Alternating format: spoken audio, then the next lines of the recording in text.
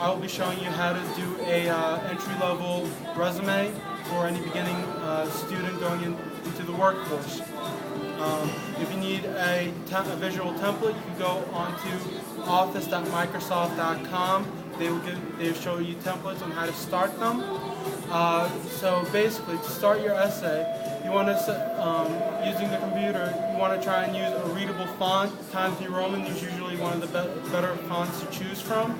And when you start, the title of your resume should be your basic information.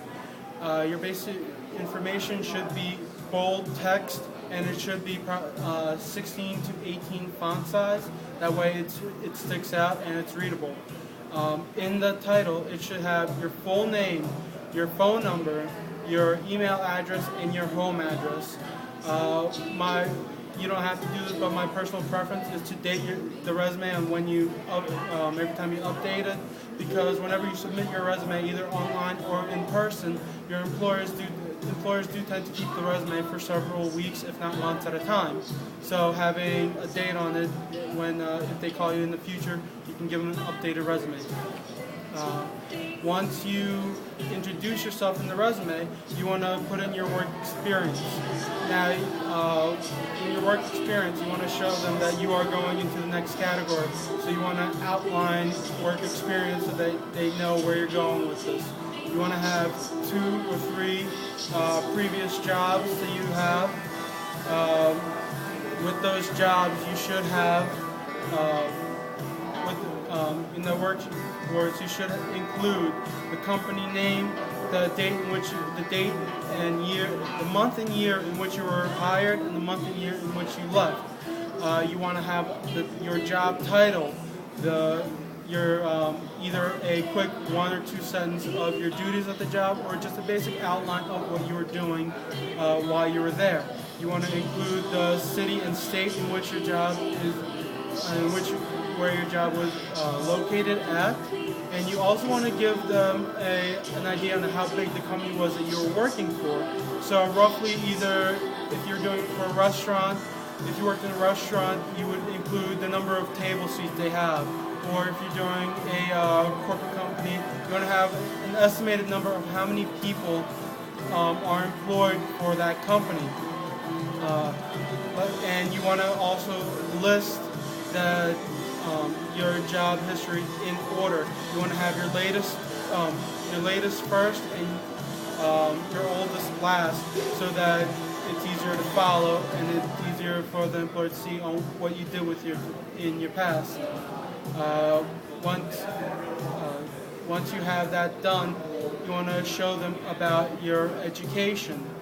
If you're in college, you want to include the name of your college, the location, the city and state of your college, and your major or any elective courses you have. If you're still in high school, you would include your high school as your education. Now, under the education section of your resume, you do want to also include any certifications you've earned while attending college, and any awards that you have received, anything that makes you stand out. All that education stuff will help you get that better job.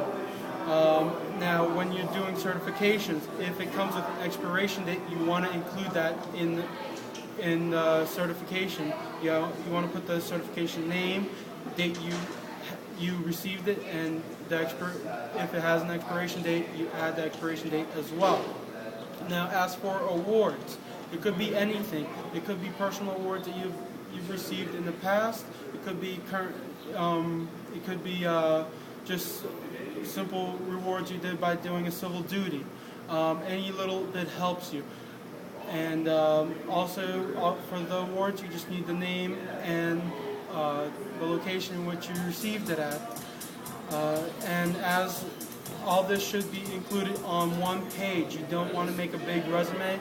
Big resume means that your employer will not go through it. You have to realize when you are making your resume that your employer is only going to stare at it for about 10 to 30 seconds. So the shorter it is, the simpler it is, the better it is. That would be your first page. That's all you need on your resume. You finish it off just by a simple thank you note on the bottom and your signature.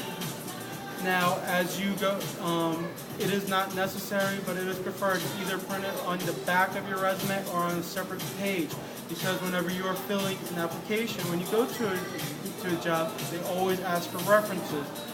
So you want to include any references that you have. So usually three names is all you need. You need to have the person's full name, a phone number in which which to reach them, as well as how you know them, and whatever their title is.